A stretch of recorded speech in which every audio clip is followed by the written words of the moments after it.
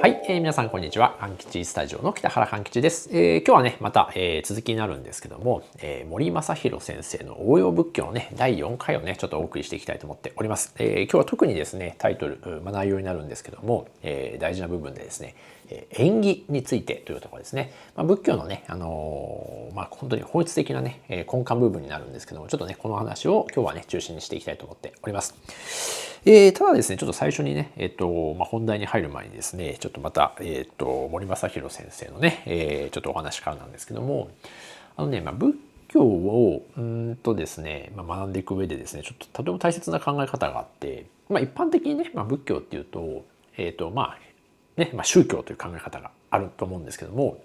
もちろんそれはね、その通りといえばその通りなんですけども、もう一つね、別のね、側面があってですね、一言で言えば巨大なですね、学問体系なんですね。で、どちらかというと、科学に近い側面がですね、ものすごくあるんですね。もちろん科学的なところから、なんていうのかな、科学で表現できることのさらに外側のこともね、言ってたりする場合もあるので、簡単にそういうふうに言うことはできないんですけども、ただですね、森正弘先生は実はその仏教の本質的なところを信仰とかイデオロギーそういったものではなくて、このね宇宙やね森羅万象を貫くね一つのね法則性を表現したものだっていうふうに捉えていらっしゃるんですね。でですね、よく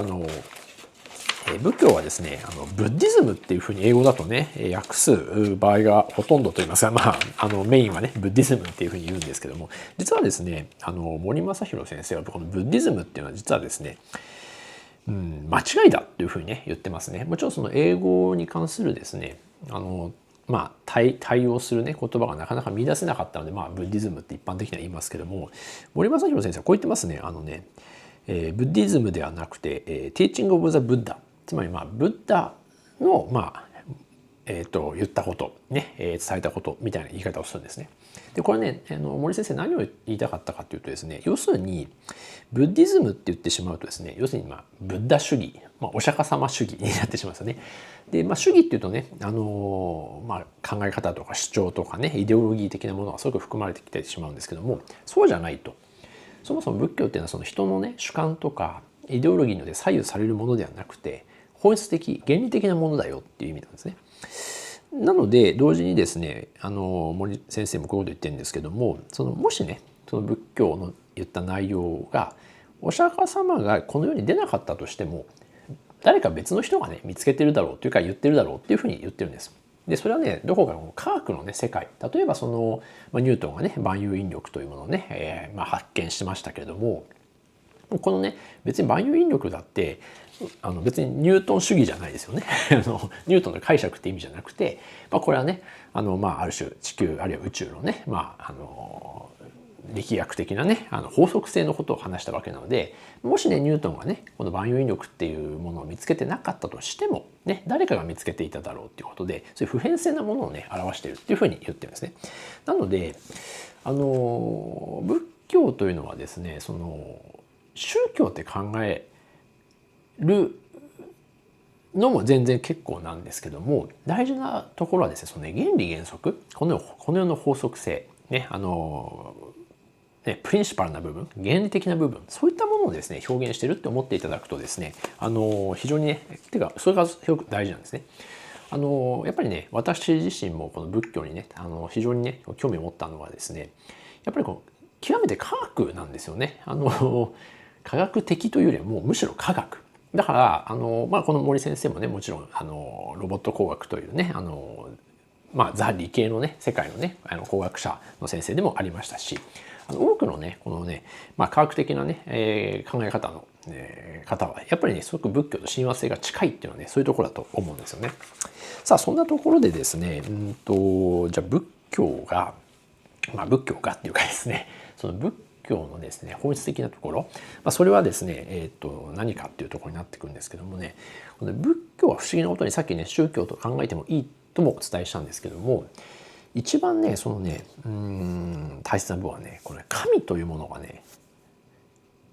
言い方にもよるんですけど、仏教の中で神はいないんですねいわゆる神様が。一般的に宗教っていうと何か絶対的なねものね、神とかね、そういったことをしますけども、実は仏教は完全に逆で、そういったですね絶対性をですね全て否定しているところにあるんです。なので、そういう意味では他のね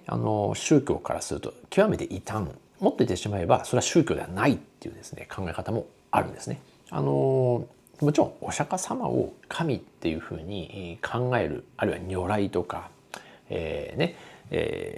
まあいろんなね後の仏教がいわゆる大乗仏教に入ってね、そういう宇宙の化身としてね奈の大仏ね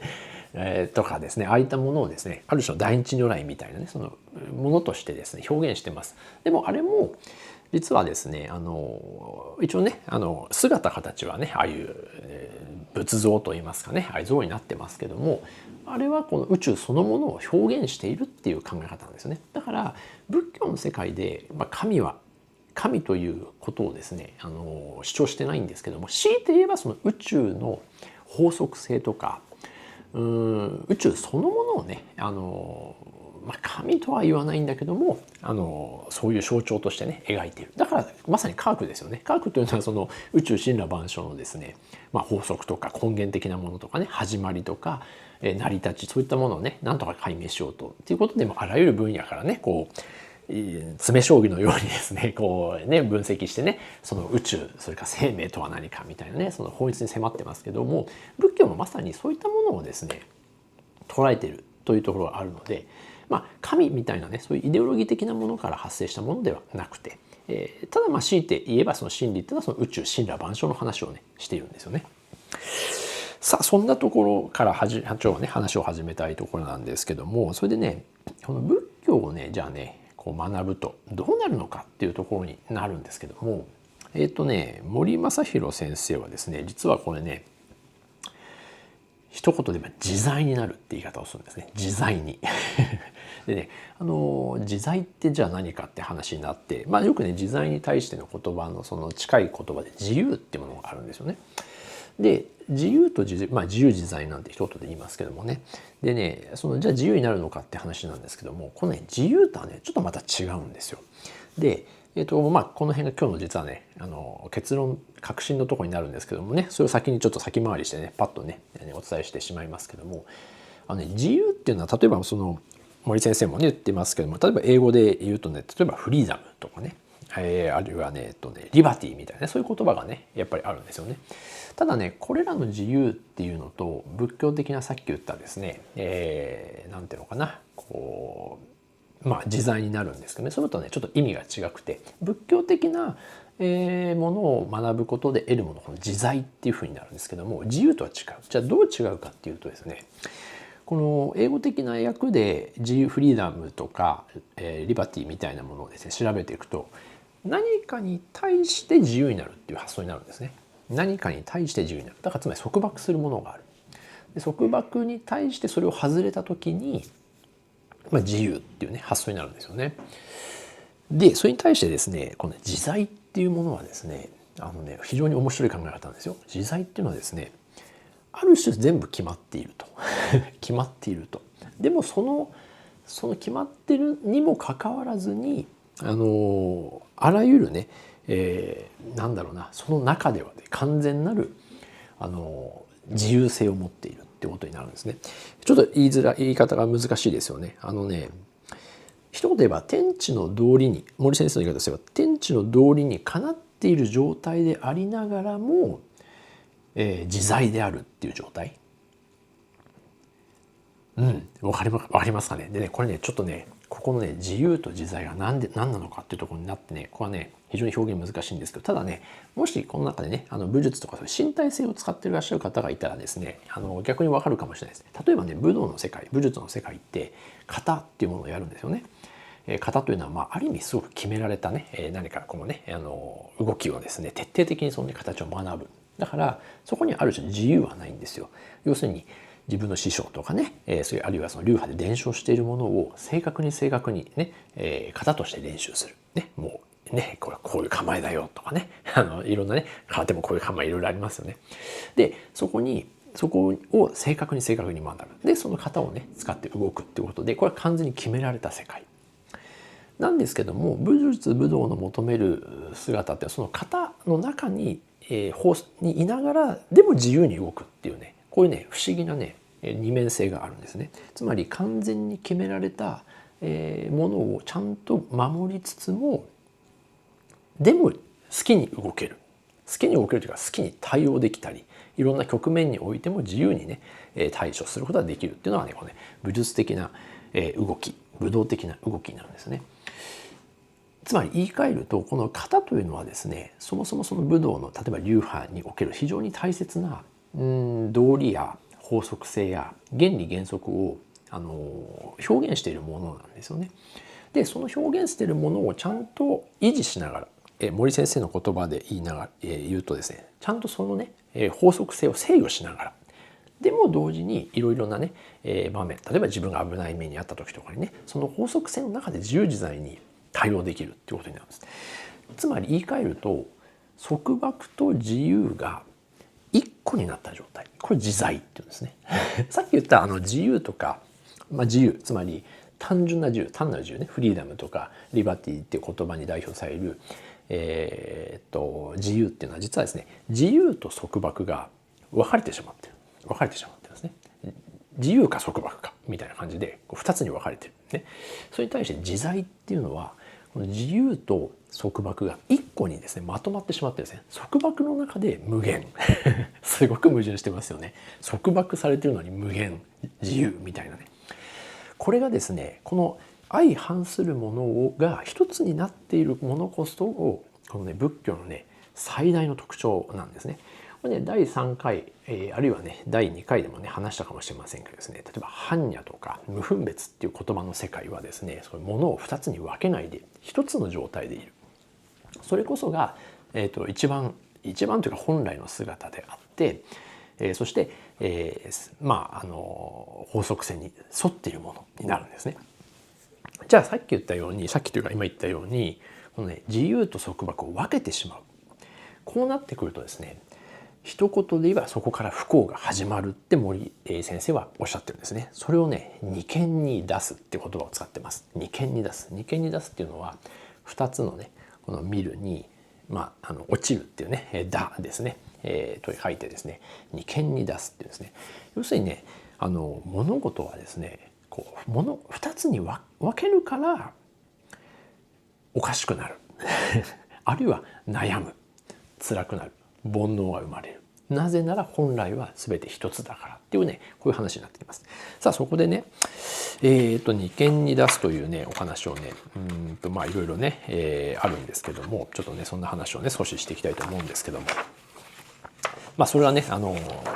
のねメインとなるですねこのね縁起というねお話になってくるんですよね。さあそこでですね例えばね端的な例でちょっと言っていきたいとするんですけども、じゃあちょっとね森正先生が書いてますけども命に関してね、ちょっとお話をしたいと思うんですけども、やっぱりねどんな人もね長生きしたい当然ありますよね。健康でありたいね、長生きしたいってのがありますよね。でもちろんその人間はずっとねなんだか健康を維持しようとしてね、あるいはね長生きしようとしてね一生懸命やりますけども、でもこれも極端な話、生きると死ぬっていうことをですね極端に2つに分けてしまうとですね、これはまたね大変な面倒くさいことになってくるんですよね。つまりどこかで不老不死、不老長寿を求めなきゃなんなくなってくるっていうことですよね。あるいはね幸せを求めて当然人間は生きてるわけなんですけども、幸せを突き詰めていくとそうすると不幸っていうものになりたくないっていうね、こう2つに分けてしまう。こうなってくるとどこまでも幸せにならなきゃいけなくなっちゃって、じゃあ逆にどこまで幸せにいけばいいんだね、ということになってくるんですね。これは結構大変な問題で、今言ったように生きると死ぬっていうふうに分けてしまう、あるいはね幸せと不幸って分けてしまう、あるいはね善と悪みたいなこともそうですよね。こんなふうにですね2つに分けていくと極端にはですね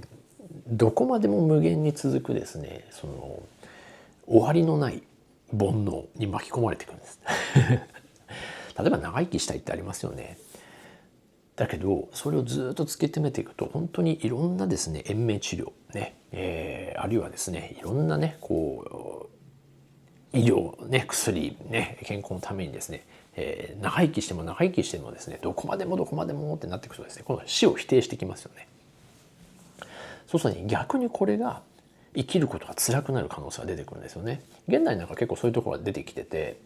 でその安楽死問題とかもねそういうものもありますし、逆にこの少子高齢化なんてもう二言目にはですねメディアの中でも言いますよね。だからこういう話聞くとなんかね年配の方なんか辛くなりませんか。少子高齢化なんて言ったら高齢の方がねいやなんか自分たち悪いんじゃないかこんなに生きてて申し訳ないなとかね、逆になんか生きてることは申し訳ない辛くなってきてしまう。すごく不思議ですよね。その生きて長生きして健康だってことは素晴らしいって散々言ってたくせに少子高齢化問題どうすんだとか言ってね高齢者の方たちね片目狭いもしてかわいそうですよねっていうようになんかおかしなことになってくるっていうふうにですね物事を2つに分けてくると変な話なんですね。そこでねこの仏教的な世界っていうのはね実はもちろん長生きるために一生懸命やんなきゃいけないと同時に別に死も否定することではないってことになるんですよね。だから肯定するっていう言い方でもなく否定するっていう言い方でもない、極端もっと言ってしまうと同居させることは大事なんですね。でこれを端的に言ってしまうと、死を認め死を否定するっていうこと、死ぬことを別に何とも思わずそして死と抗うみたいなこの2つをですね合体させて脳内にガシャッと入れるということがですね仏教が求めていることなんですね。それはだからさっき言ったように幸せと不幸も実は一緒でずっと幸せみたいなことを突き詰めて考えていくと逆に辛くなってくる。つまりどこまで行っても満たされないってことになるんですね。でもじゃあもう不幸でいいやっていうとまたこれはまあある種のニヒリズムみたいにどこまで行ってもその虚無感ねやる気がないね、例えばなんかこう現代にねやる気がない人たちが増えてるみたいな言い方もありますけども、そのね無気力な時代になってきてしまう。これもどっちでもあってどっちでもない。だからで幸せねあるいは自分のこのハッピーな人生を追い求めつつもどこかでね別にその全て不幸っていうものすらもね受け入れるというか楽しむっていうところですね。つまり合体させてしまう。これをね仏教では求めるんですね。とにかく求めているものは物事を2つにですね境目を作ってしまうとそこから一気に不幸になるよっていう話になるんですね。不幸になるよっていう。でなぜなら本来はさっき言ったように全部が一つだからっていうふうになってきます。まあ二見に出すっていうね話をしたんですね。さあそこでですねじゃあなんで一つなのって話なんですね。なんで一つなの。そこがね今日のね一番の核心の言葉になるこの縁起っていう話なんですよね。まあ縁起っていうのはね縁起がいい縁起が悪いなんて言葉でね散々日常的にもね使われる、最近は言わないのかな縁起が悪いなんてね言いますけども仏教のですねこの中心的なね考え方といいますかね理論の中にこの縁起っていうのがね、あるんですよね。でこの縁起っていうのは何かっていうとですね一言で言えば全ては全てとつながっているっていうねそういうね考え方になるんですよね。当たり前なんですけども何かね例えば今日ご飯食べるってなった時にそのご飯を食べる理由はお腹が減ったからですよね当たり前なんだけどもお腹が減っただから何か食べるってことになるわけですよね。じゃあ何を食べようかって考えた時にですねいろいろ例えばじゃあ街歩いててねいろんなお店があるとしますよね。でたまたま何かこう見つけたとね、和食洋食ね、中華みたいないろいろありますけどもね。でもここでまたねどのねレストランに入ろうかって考えた時にですね例えば昨日ね和食を食べたから今日洋食にしようってこういうふうになるとこれ面白いことに昨日食べた和食というものの影響で洋食を食べようっていうふうにねなるわけですよね。じゃあまたこの洋食のねなんかレストランに入ってね、じゃあ何かねいくつかメニューがありますよね。で例えばねこうね、スパゲティがあったりとかねステーキがあったりとか何でもいいですけどもね。でまたここでメニューを決める時にですね例えばじゃあ昨日ね肉食べたから今日も肉嫌だなとじゃあ今日はねスパゲティにしようとかねこういうふうに変わってくるっていうねこういうふうにですね、いろんな物事を決めたりとかね、何か判断したりとか行動する時っていうのは、その瞬間にね、何かパッとね生まれるわけではなくて、必ず何らかのですね、自分のこのね、過去とかこれまでの何かね動きとかね、そういったものが影響して、決めていく、そういうのをね、ある種の演技っていうんですね。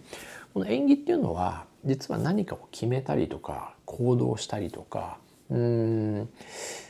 か新たなことをね作ったりとかね、した時にですね、それはね単独で存在することはできない。別にそれは個人の行動だけじゃなくて集団もそうですね。集団とかもっと言えば社会とか国とかそういったことも含めて、必ず何かをするっていうことは、何かこのね因果関係のですね、原因が果の方だとしたら因のねものが必ず存在する、そうやって、動いている。そう考えてしまうと、実は自分の行動っていうものもいろんなですね、これまでのですね、その因果関係によって発言したり行動したりね、してるわけなんですよね。そうやってね、全部ね端的に何か一つのものをですね切り取って、決めることはできない。必ず何かがこうねつながってしまっているっていう考え方、これをね演技っていうね考え方をするんですね。もっと当たり前の話をしてしまうと、そもそも宇宙はねビッグバンで始まったというふうに考えてしまえば全部ねそのビッグバンによってね広がったねこの宇宙のね動きからですね、いろんな円がねこう最初はなんかもう分子原子のレベルにもなっていないね素粒子やねプラズマの状態からねだんだん落ち着いてってね、でなんか地球という星が生まれて、で大陸が動いてね、その中で生命が生まれてっていう、要するにもう全てねこういうねこれまでのね物質的なエネルギーのね因果関係によって現在があると考えるとですね、全てはねつながってしまっているっていうことなんですね。なので実はですね、物事を例えば決めたりとか考えたりとか、あるいは今の現状ですよね、考えた時に何かをこう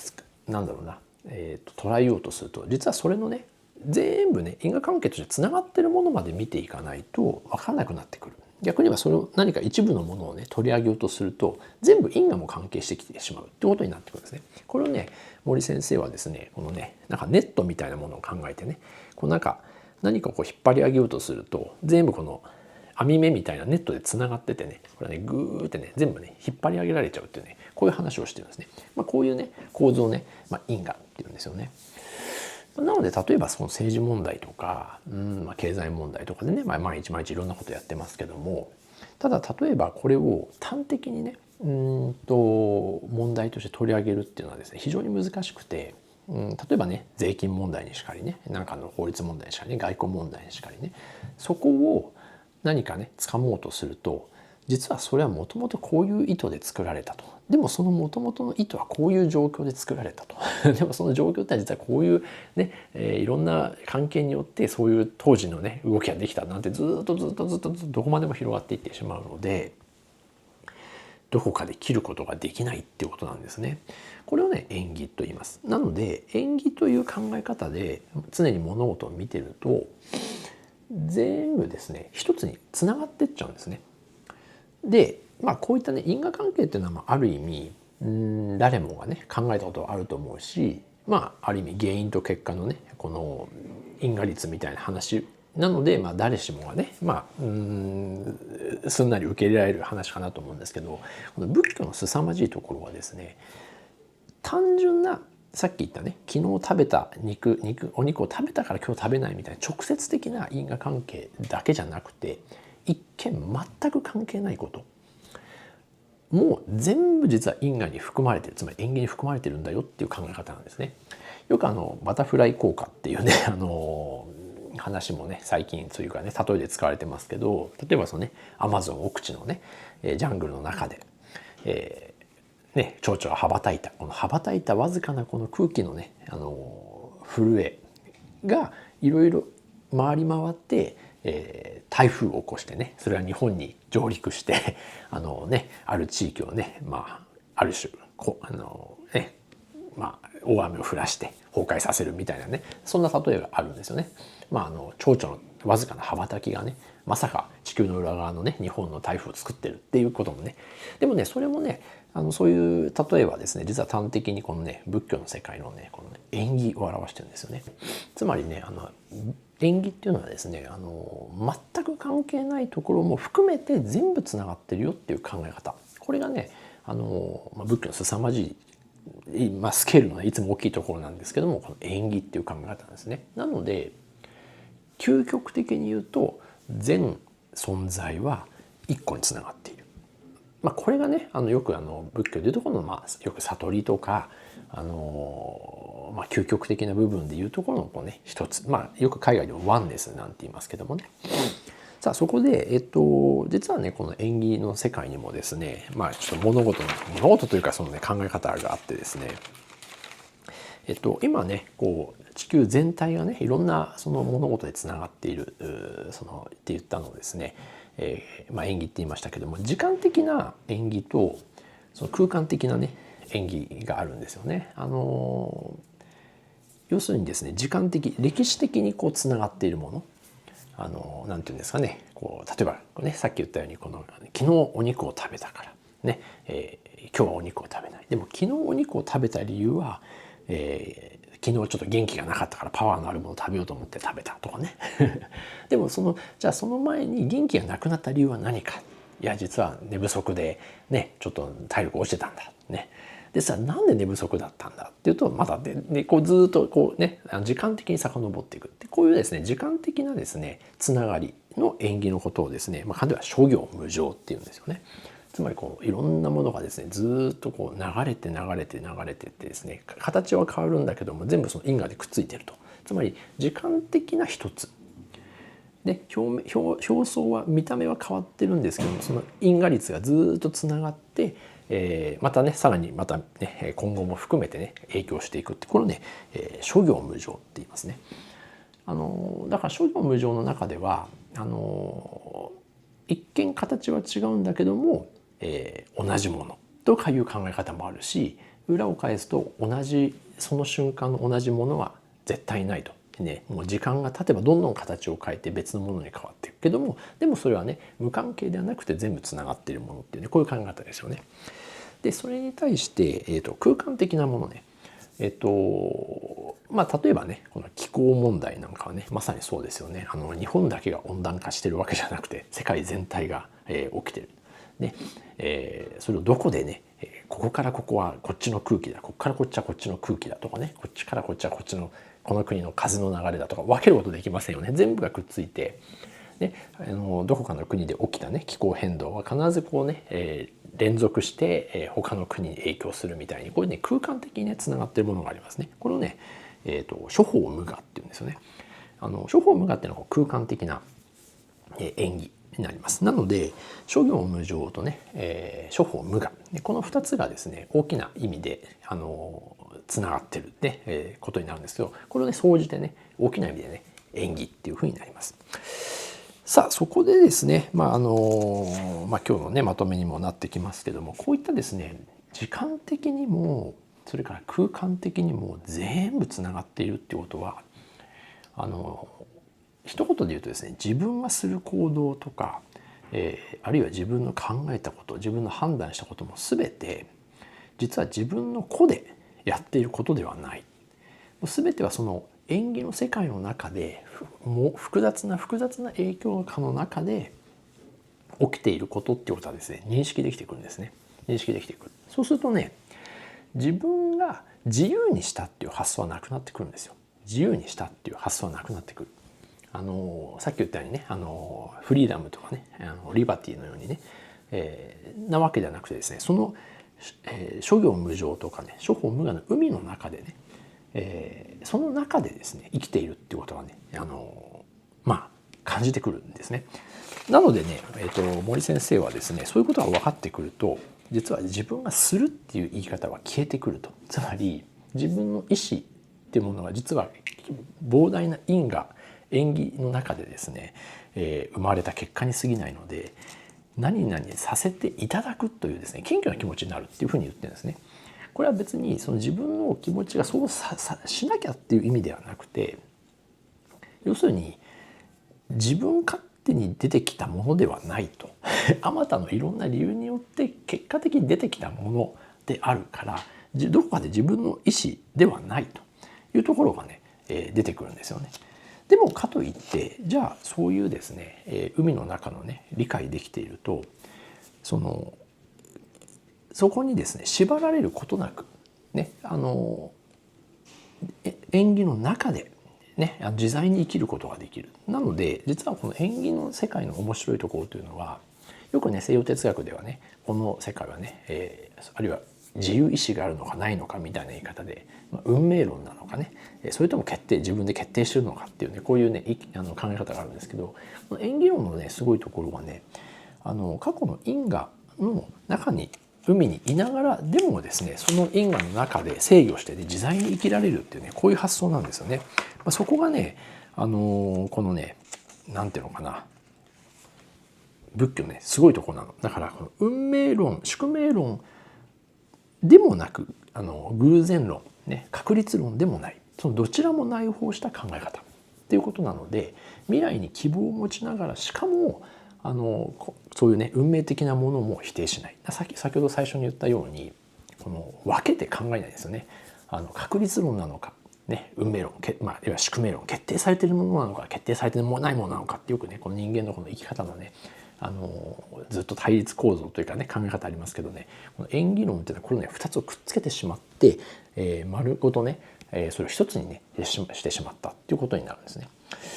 さあそれでですね、最後になりますけど、実はそう考えていった時に、最初のねさっきも言いましたけどもね、全部はもうビッグバンから始まったとしたらですね、もうそもそも一つなので、この世の本質性は全て全部一個だっていうふうに考えることがですね、仏教のね根本的な、理論であり主張なんですね。一個なんですと一個と思おうじゃなくて一個なんですと。ね、時間的にも空間的にもどこでも切ることはできないし、全部つながってるんだよ本当はというか本質的にはね。だから一個なんです。でもそれをどうしても人間はいいとか悪いとか得とか損とかね、善悪だとかね、そういうふうにね分けて切ってしまう。本来は一個にもかかわらず切ってしまうからおかしなことになるよっていうことで、さっき言ったね二見に出すっていうふうにね、なってしまうこういうことになるんですね。というわけでですね、実はこの仏教の本質は、一つとして物事を見るっていうことがですね、根本にあって、でそれを得ることでさっき言った自在ね、そういうある種の因果律の中にいながらも、それこそ武術のようにね型の中にいながらも自由自在にね、その技をね駆使してね対応できるっていうね、状態になります。なので武術の世界はその武術の基本法則をちゃんと守っているから自由に動きながらも強い力を発揮したりね、無理な力を無理せずね出せる、あるいは姿勢が安定するっていうふうになるように、このね仏教の世界の自在に入るとちゃんとその自然法則の中にいるから自分が暴走しないんですね。欲が暴走したり感情が暴走したりとか、なんかねこれ何かを独り占めしようとか悪いことしようっていうですね、そういうことが起きない、ちゃんと制御された状態、自然法則の中にいながらでも積極的に自由にね、人生を楽しむことができるって、これがね仏教のですね行き着くところであって、この自在性っていうところになるんですね。森先生はねまさにこのね仏教を学ぶということのね一番大事なことはですね、この、自在なところにたどり着くこと、自在な部分にたどり着くこと、それによって暴走もせずでも自由自在何度も言いますけども、武術的に型の中にいながら型に対して自由に動ける、ね、仏教を極めるとそのね自然の法則、この森羅万象の法則をちゃんと守りながらも自由に生きられるってね、これこそが一番ね自在な自由自在、まさに自由自在なんですけども、一つの悟りの境地にもなりますし、そこがね行くべき、人間の道だというふうに言っております。ただこのどうしたってそれをね2つに分けてしまうのは人間の癖で、これが人間の煩悩っていうんですけども、そこをね一つにまとめて、一つの体にねこう吸収してしまうこと、そういう体を作り上げることが仏教の、修行という世界になりまして、まさにねこれ体を練る必要がねあるんですよね。これも前回もね言いましたけども、まさに仏教的な修行をすることでね、普通はこう2つに分けて考えてしまうことを一つとして認識して受け止めることができる体になってくるということになります。はい、またねその辺のね修行の話はねまたね、次回以降させていただきますけどもね、大切なことはですね、このね物事をですね2つに割らない、ね、二見に出すということをね避けて一つとして捉える、それはね縁起のね、根本的な部分だということをね理解していただければいいかなと思っております。はい、というわけでね今日のね、森正弘先生の応用仏教のね第4回はねこのね物事を一つに捉える、その根本的な原理としての縁起ということがねあるということをお話しさせていただきました。またこの縁起の話はね次回以降もですねさらに深いところに続きますので、ぜひ、また参考にしていただければいいかなと思っております。はい、というわけで今日はね、森正弘先生の応用仏教第4回をお送りいたしました。また次回の動画でお会いできましょう。はい、本日はご視聴ありがとうございました。はい、さよなら。